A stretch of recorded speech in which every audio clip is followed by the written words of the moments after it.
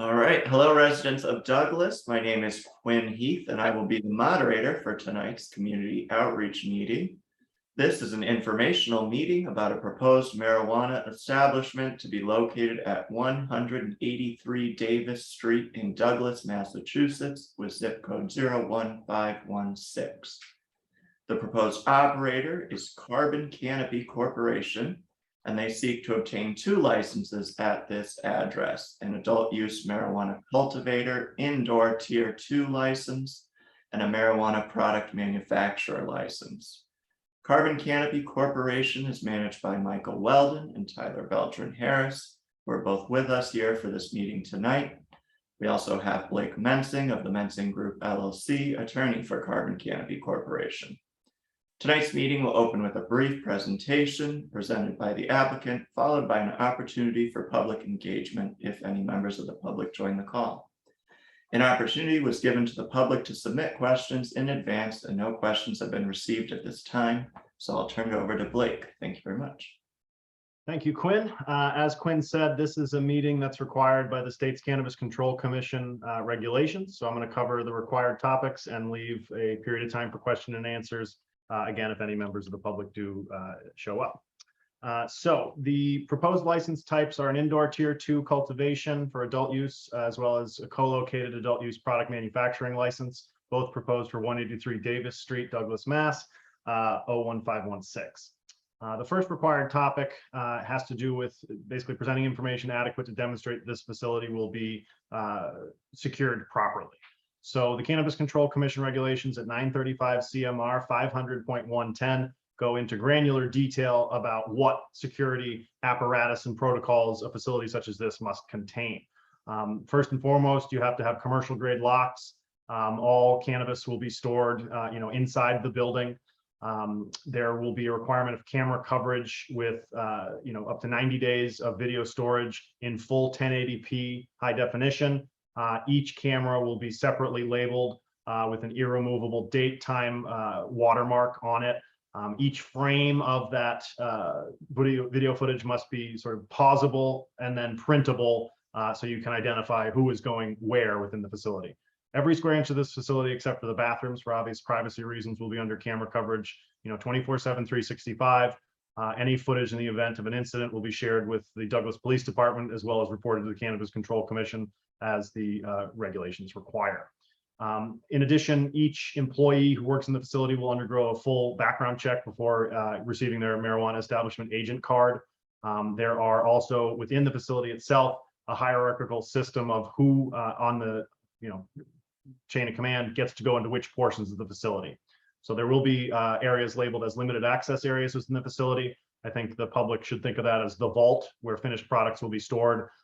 That is a place reserved for people who need to be in there, not a day one sort of lower level employee. And each room will be secured, whether with a pin pad, a key fob, or an individual key.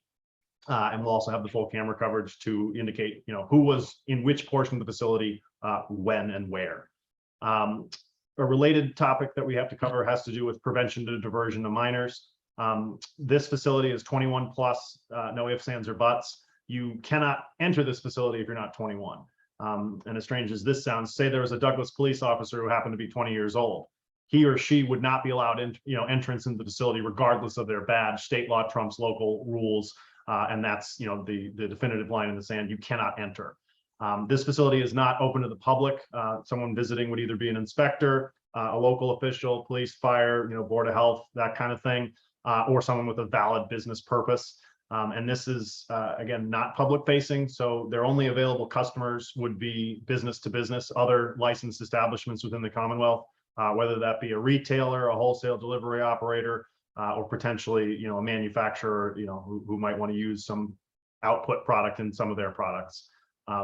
But yeah, the background check for every employee involves, verifying the age and majority. Entering the facility involves, an ID check to ensure that the person is 21 years old or older.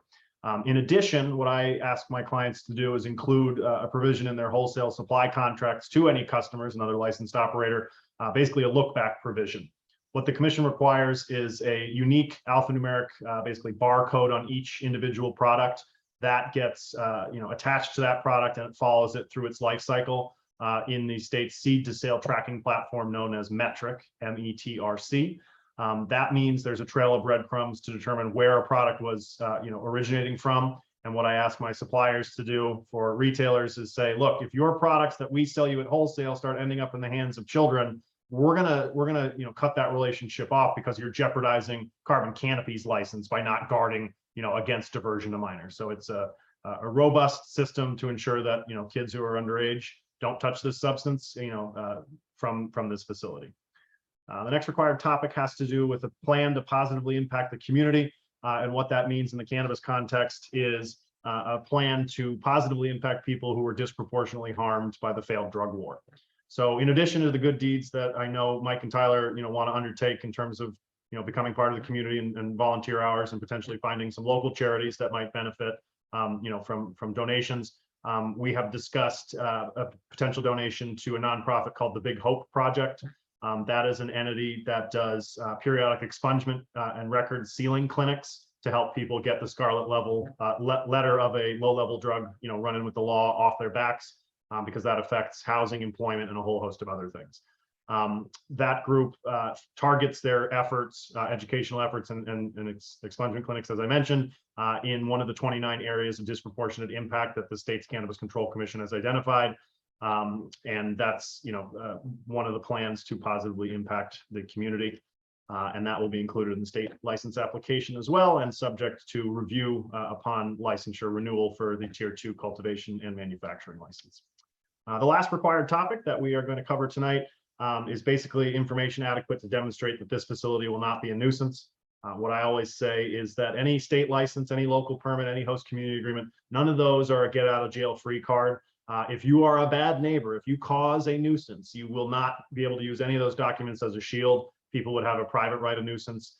Really, for cultivation and manufacturing in a facility of this size, and for context, a Tier 2 is up to 10,000 square feet of canopy, and that's out of Tier 11, which is up to 100,000 square feet. So a relatively small, cultivation canopy in I believe a 9,800 square foot building. There are just fewer potential sources of nuisance. So in cultivation, the biggest potential for nuisance would be odor. That is a solvable problem using slight negative pressure in the rooms that are constructed within the building interior. So essentially, it's a room within a room. There are inline carbon filters that are attached and periodically changed that go into the HVAC system before any air is admitted to the outside. The Cannabis Control Commission regulations prohibit odors. The local host community agreement is likely to contain a provision that says the same thing.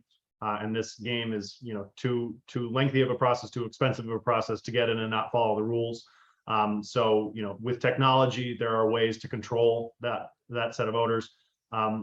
Not being public facing, I don't think traffic would ever become a nuisance.